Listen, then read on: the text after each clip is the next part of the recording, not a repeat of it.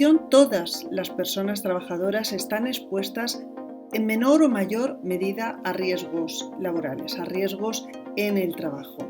Y particularmente esto se produce cuando no se adoptan medidas de prevención para evitarlos o para al menos mitigarlos.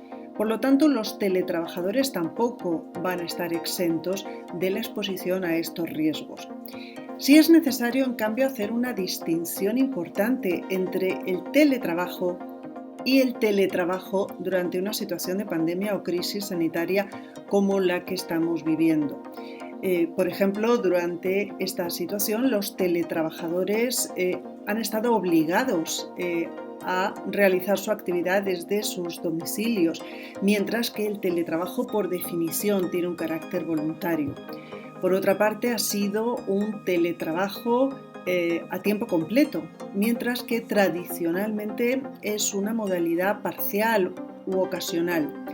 No olvidemos que la transición al teletrabajo durante la pandemia o a principio de la pandemia fue muy abrupta, de forma que las empresas y las organizaciones no pudieron planificar adecuadamente, por ejemplo, los procesos de formación o facilitar a los teletrabajadores todos los equipos que fueran necesarios. Durante la pandemia, además, se ha producido excepcionalmente el cierre de instituciones educativas, incluso de aquellas que se dedican al cuidado de personas dependientes. Y esto también ha conllevado una especial dificultad para conciliar la vida familiar y personal, lo cual ha afectado notablemente a las mujeres trabajadoras. Además, durante la pandemia se ha producido un aislamiento extremo que también tiene implicancias en la salud física y mental de las personas.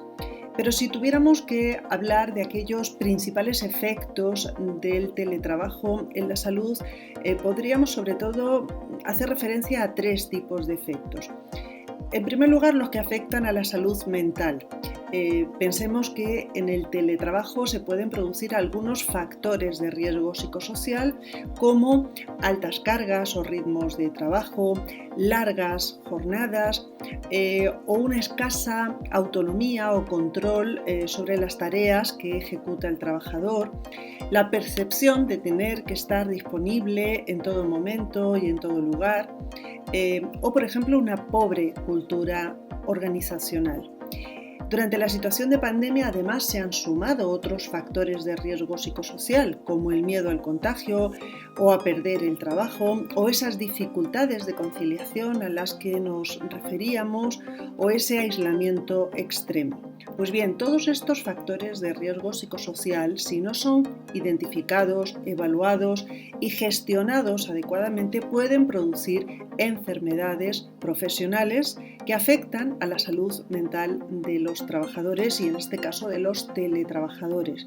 Este es el caso del estrés relacionado con el trabajo, depresión, ansiedad o el denominado burnout, es decir, esa sensación de estar quemado, de estar poco motivado en el trabajo.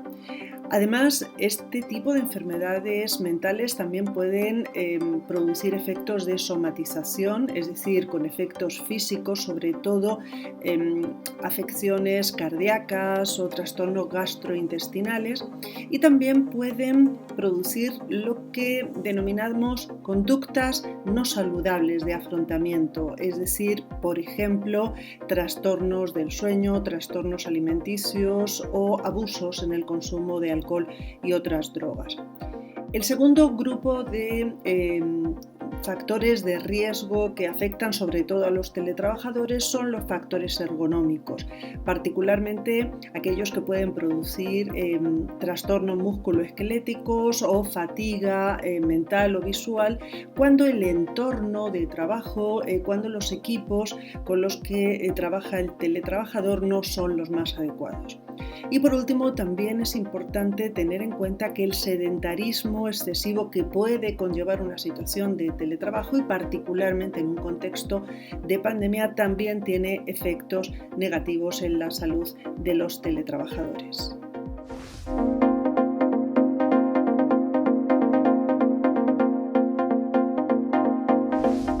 aunque es difícil conjeturar en una situación en la que todavía estamos inmersos y que además plantea una cierta incertidumbre, parece razonable pensar que muchas empresas y organizaciones van a generalizar de una manera mucho más importante el teletrabajo.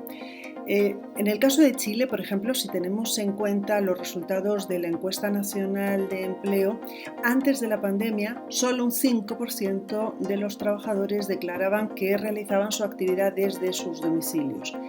En cambio, esta misma encuesta durante los primeros meses de pandemia arrojaba resultados de por encima de un 20%, lo cual ya nos puede hacer pensar que efectivamente la pandemia va a ser un acelerador de esta tendencia que veníamos observando.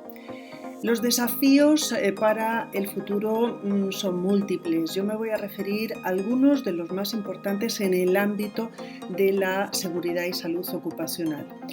Por ejemplo, un desafío que creo que afecta a las instituciones públicas es el relacionado con la promoción del cumplimiento de la normativa.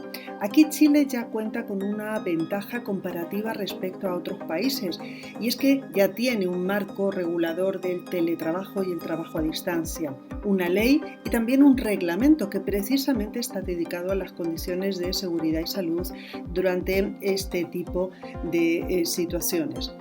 Por ejemplo, es uno de los pocos países que este marco legislativo reconoce el derecho a la desconexión de los teletrabajadores.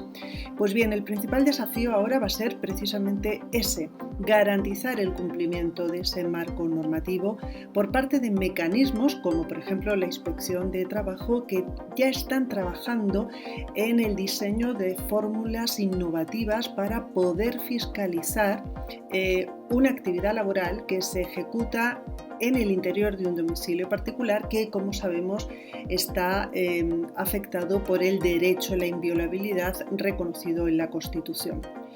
Otro desafío que también tiene que ver con las instituciones de gobierno es poder seguir avanzando en el reconocimiento de las enfermedades profesionales y particularmente de las enfermedades que afectan a la salud mental. Antes de la pandemia, de acuerdo con cifras del 2019, un 60% del total de enfermedades profesionales calificadas en Chile afectaban a la salud mental de los trabajadores. Sin embargo, no podemos obviar que solo un 11% del total de enfermedades denunciadas son finalmente calificadas como enfermedades profesionales. Por lo tanto, habrá que seguir trabajando en la mejora de los mecanismos de reconocimiento y diagnóstico de las enfermedades profesionales para que todas ellas cuenten con la debida protección.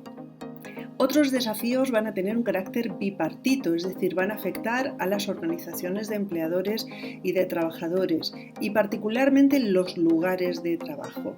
De lo que se trata es de que las empresas bipartitamente, por ejemplo, a través de los comités bipartitos de higiene y seguridad, se logre gestionar los riesgos psicosociales y los riesgos ergonómicos de los teletrabajadores de la misma forma que tradicionalmente se han gestionado otros riesgos laborales, como los riesgos físicos, químicos y biológicos. Es necesario que este tipo de riesgos no queden invisibilizados. Lamentablemente ya muchos expertos empiezan a apuntar a que los problemas de salud mental se pueden convertir en la siguiente pandemia, frente a la cual lamentablemente no hay vacuna. Por eso es muy importante que en los lugares de trabajo se empiece a trabajar ya preventivamente en este sentido. Y un último desafío que me atrevería a apuntar y que tiene un carácter tripartito, es decir, que afecta a gobierno, empleadores y trabajadores, es la necesidad de considerar todos estos temas en la revisión de la política y del Programa Nacional de Seguridad y Salud en el Trabajo que se formuló tripartitamente en Chile y que se aprobó respectivamente en los años 2016 y 2018. Aunque esta política y este programa ya reconocían la importancia de la salud mental, es necesario que en esta revisión estos temas adquieran un protagonismo especial.